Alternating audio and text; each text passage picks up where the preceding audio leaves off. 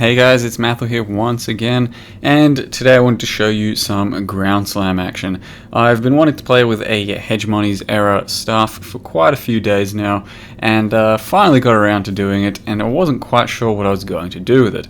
So Flicker Strike was on the cards, so was Cyclone, but I remembered ground slam was quite a lot of fun when I've played it in the past, and it has been more or less dead ever since Earthquake came into play, but I figured I'd give it another shot to see if ground slam can be at least viable enough to be fun in today's current playstyle. And turns out with enough area, with enough attack speed, you can still make ground slam pretty damn enjoyable to play with. It's just probably not quite the level of scaling that an Earthquake has these days, since Earthquake does have just a lot easier multipliers and area and one-shot ability, whereas Ground Slam relies on several hits usually, and relies on you stacking quite a lot of attack speed, as well as, well, right now I'm going crit too.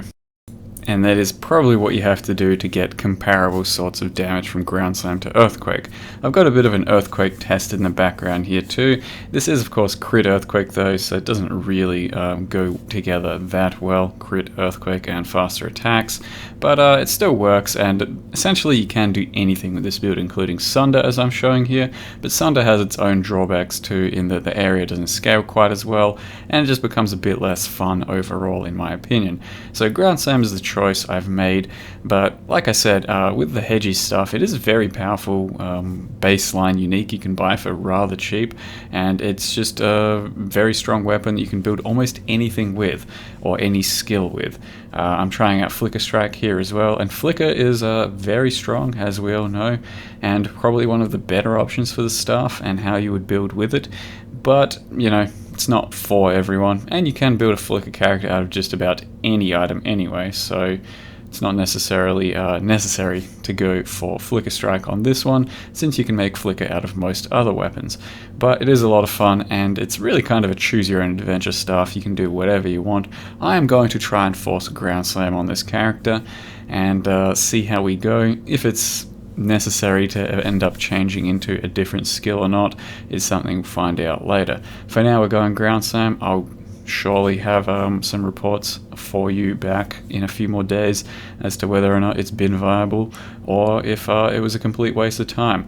But just for now, I'll show you exactly what the character entails and how I built it. So the character I've chosen to play here is unfortunately another Raider, and that is because well, Friends in Charge is pretty awesome, but in general, I just, for this staff and Ground Slam in particular, I felt I needed to go a solid amount of attack speed if I'm going to go two-hander.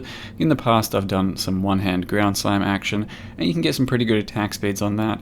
For the two-hand version, I thought you'd probably have to go Raider if you want some really good attack speeds.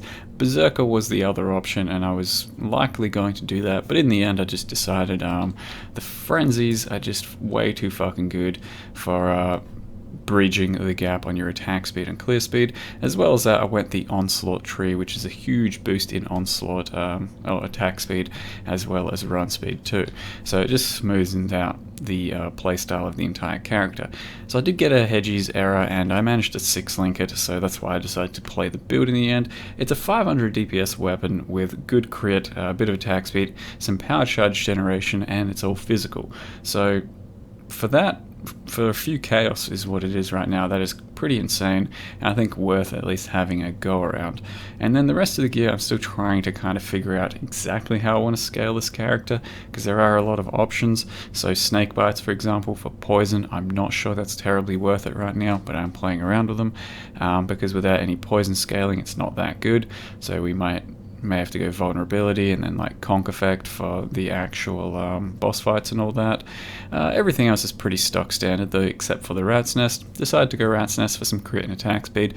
I may have to drop that in the end, we'll see. Maybe we'll use Abyssus. Everything else just life resists, and I'm trying to use Perseverance belt because this is going to give me Onslaught up during boss fights. It also means I don't have to use a Silver Flask at all, and gives me some fortify action sometimes on autopilot. Besides that, it's nothing too amazing. Now for my chest so far, I am just using Carcass Jack so that I can get some good area, but ultimately I think Combs Heart is going to be our chest, because I'll be getting about 5200 life, I think, without a Combs. A Combs right now pushes me up to 6k, so with a Combs I could probably hit 6.5k, something like that, and that might be more desirable for the end game. But we're just feeling out the character for now and seeing how we go. Currently only running Herald of Ash. I do have Hatred as well, which I've been fooling around with a bit, and I'm not quite sure how I'm going to scale, whether it's just pure fizz damage or some fizz and elemental, but at the moment the links are Ground Slam, Multi-Strike, melee damage on full life. That's why I also went Raider as well, because I don't need to use Blood Rage, and that lets me use melee damage on full life. Melee physical, increased area, and faster attacks. So that's with Carcass Jack right now. I'm not really trying to use the links here at all because I very likely won't be using it. And I've been fucking around with a Dying Sun as well, since I got one to drop off my last character, which gives you huge amounts of increased area. You can also get some pretty good ground slam enchants, a increased radius one or an increased angle one. Both are really good. I currently don't have either. So in any case, the ground slam without Dying Sun or whatnot just kinda isn't too huge on radius, but it is good enough to still perform at a decent enough level. Just got to get our frenzy charges going, and there it is.